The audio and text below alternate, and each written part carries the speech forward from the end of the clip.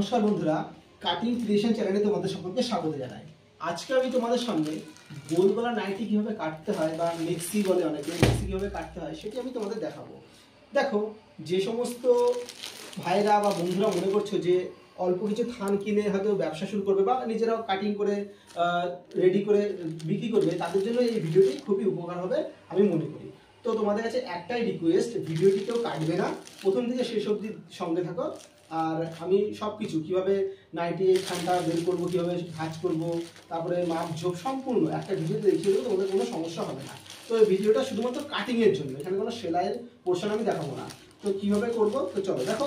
বাজার থেকে যখন তোমরা থান কিনবে, এরকম বান্ডিল হিসেবে থান কিনতে হবে, যেখানে 4টে কালারের 3টে করে থাকবে, মোট 12 পিস। এবার এখান থেকে আমি একটা তোমাদের মাপ দিয়ে কেটে দেখিয়ে দেবো যে কীভাবে কাটতে হবে। তো চলো একখানা আমি বের করি, বোতল গ্রিনটাই বের করলাম, একটা সাইডে রাখি। দেখো, এইটা আমি আজকে তোমাদের সামনে কেটে দেখাবো এটা কিভাবে কাটতে হয়। যখন এটাকে ভাঁজ খুলছি যখন, তখন আমি দেখো এরকম পোর্শনে ভাঁজ করা থাকে অলরেডি। তো আমরা এইভাবে ভাঁজ খুলবো। এবার দেখো, এটা ডবল ভাবে ভাঁজ করা থাকে। দেখো, লম্বায় মোটামুটি 57 ইঞ্চি মতন থাকে। এই দিকটা আমি খোলা দিক রাখলাম, দেখো খোলা, মানে ভাঁজ করা রয়েছে, ডবল ভাঁজ। আর এই মাথার দিকটা কোনো জয়েন্ট আছে, কোনো খোলা নেই, পুরো জয়েন্ট। তো এটা এরকমই থাকে, পুরো ভাঁজ করা রয়েছে। তো এটাকে এভাবে পেতে নেবো, এভাবে পাতবো। পেতে মোটামুটি এই যে চওড়াটা, এই মাথা থেকে ও মাথা, এটা মোটামুটি তোমাদের 34 থেকে 35 ইঞ্চি থাকে। বলা হয় 36, বার থাকে 34 থেকে 35, 36 কোনো তো থাকে থানে। যাই হোক, সেটা কোনো ব্যাপার না, ম্যাটার করে না। তো এটাকে মাঝখান থেকে একখানা ভাঁজ করে নেবো, যদিও ভাঁজের একটা দাগ আছে অলরেডি, তো সেখান থেকে আমরা ভাঁজ করে নেবো। তো ভাঁজ করে এটাকে আমরা ভালো করে ভাঁজ করে এটাকে পেতে নিই, তারপরে তোমাদের দেখাচ্ছি কীভাবে মাপ দিয়ে কাটবো। তো ঠিক আছে, দেখো পেতে নিয়েছি একদম পুরো ওই লম্বাটা, ঠিক আছে। তো এই যে তোমাদের বললাম যে ভাঁজটা করতে হবে, এরকম ছিল। আমি এটাকে এরকম ভাঁজ করেছি, ভাঁজ করে এদিকটা পুরো জয়েন্টের দিক, মাথার দিকটা পুরো জয়েন্ট, আর ওই নিচ দিকটা সেটা হচ্ছে ফাঁকা দিক, আর এই দিকটা হচ্ছে খালি, মানে যে 4টে ফোল্ড হয়েছে, ঠিক আছে, 4খানা, যে 1 2 3 4টে ফোল্ড।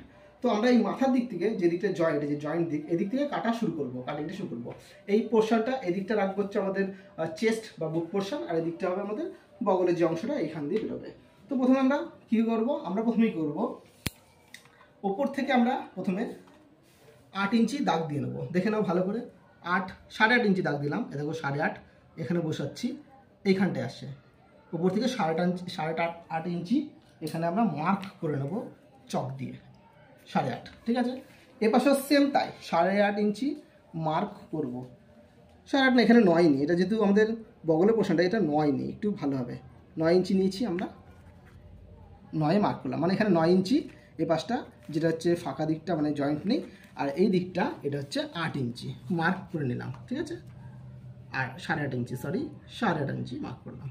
এবার আমরা কি করব, এইবার আমরা এইখান থেকে, এই যে উপর থেকে 10 ইঞ্চি নিয়ে নেবো। এই যে 10-10-এ দাগ দিয়েছি, বসিয়েছি, এখানে 10 ইঞ্চি মার্ক করে নেবো। এই যে 10 ইঞ্চিতে দাগ দিয়ে নিলাম, বেশ। এবার এখান থেকে আবার সেম তাই, 8.5 ইঞ্চি মার্ক করব নিচে।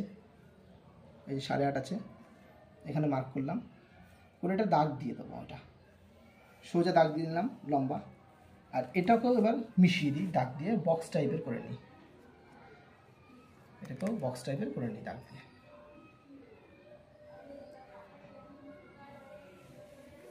বেশ করে নিলাম। এবার এই জায়গাটা তো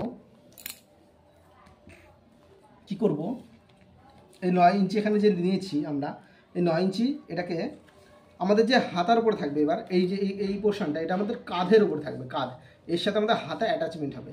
এই কাঁধটাকে আমাদের মোটামুটি 4 ইঞ্চি মতন রাখতে হবে। 4কে যদি 4.5 রাখো ভালো হয়, আমি 4.5 রাখি, তাহলে কি হাতার পোর্শনটি চওড়া হবে, দেখতে ভালো লাগে, কাঁধের উপর যেটা থাকবে, ঠিক আছে। এটা 4.5, দেখো 4.5-এর দাগ এখান থেকে আমি মার্ক করলাম, 4.5। এবার এখানে যে লম্বা আছে, এই অবধি আমরা এটাকে দাগ টেনে নেবো।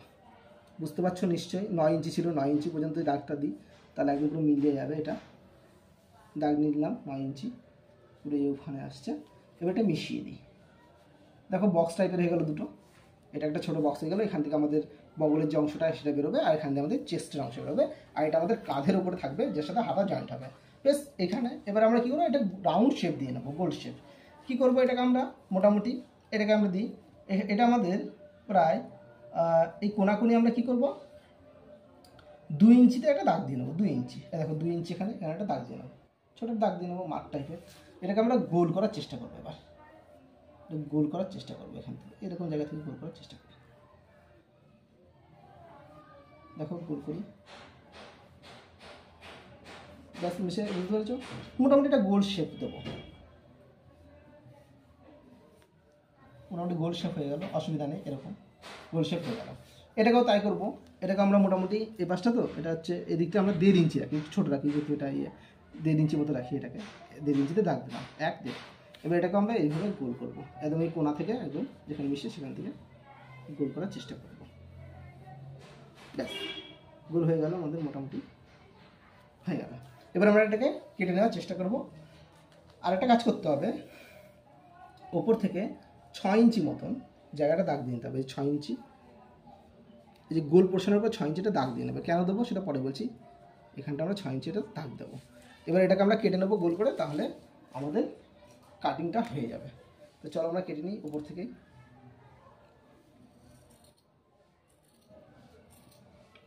এরকম তোমরা আস্তে আস্তে গোল করে করে কেটে নেবে, একটু একটু বেঁকে যাবে, বাট সেটা কোনো ম্যাটার করবে না।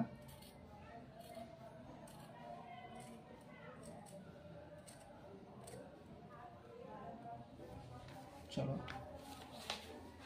আস্তে কেটে দিই, সুবিধা হবে।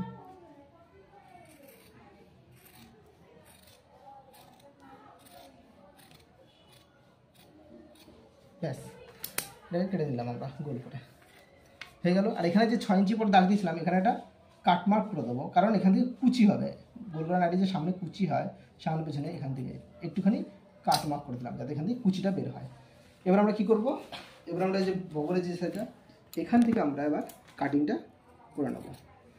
এখানটা হাতা পোর্শন কেউ লাগাতেও পারে, কেউ হাতা কাটা বা স্লিভলেস যেটা বলে সেটা করতে পারে। এ দেখো এইভাবে কেটে নিলাম, ব্যাস আলাদা হয়ে গেল। এবার এই মাথাটা একটু কেটে নিতে হবে, মাথাটা একটু হালকা একটু বাড়তি এইটুখানি মতন ই করে ছেড়ে এটাকে কাটবো, কেটে নিই, ব্যাস কেটে নিলাম, আমাদের কাটিংটা মোটামুটি হয়ে গেল। এইবার আমরা কি করব, হাতা কাটবো। হাতার জন্য সিম্পলি কিচ্ছু করবো না, এইভাবে রাখবো, অর্থাৎ তোমরা যদি এরকম বসো, তোমাদের বসার দিকে এটা রাখবে, এই ছোট অংশটা, আর লম্বা অংশটা এইভাবে রাখবে, লম্বভাবে রাখবে, যেটা বেশি চওড়া সেটা লম্বভাবে রাখবে, আর ছোট চওড়াটা তোমাদের দিকে রাখবে।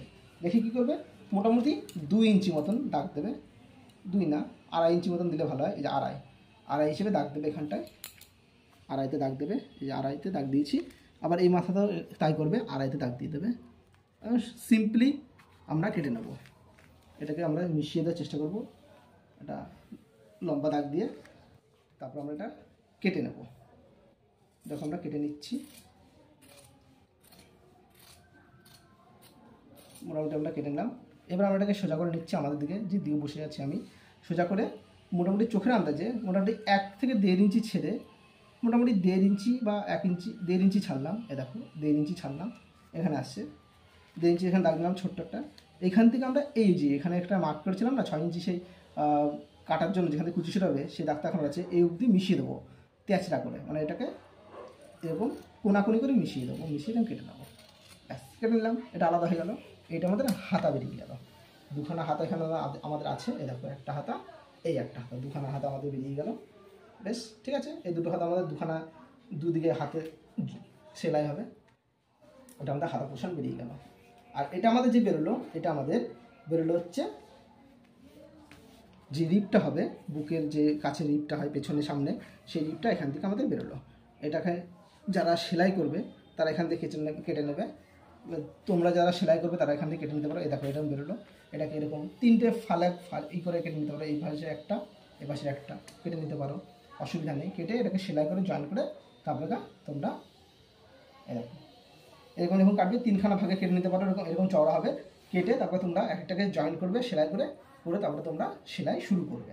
তাহলে মোটামুটি তোমাদের আমি শুধুমাত্র কাটিংটা দেখালাম, কীভাবে সহজে কাটবে।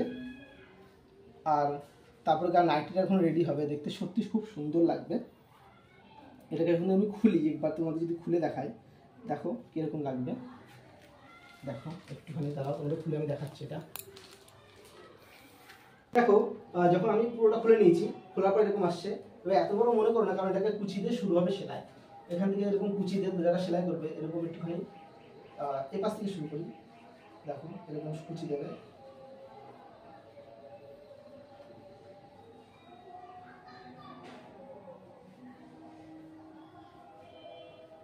মোটামুটি কুচি দিয়ে এরকম সেলাই করবে।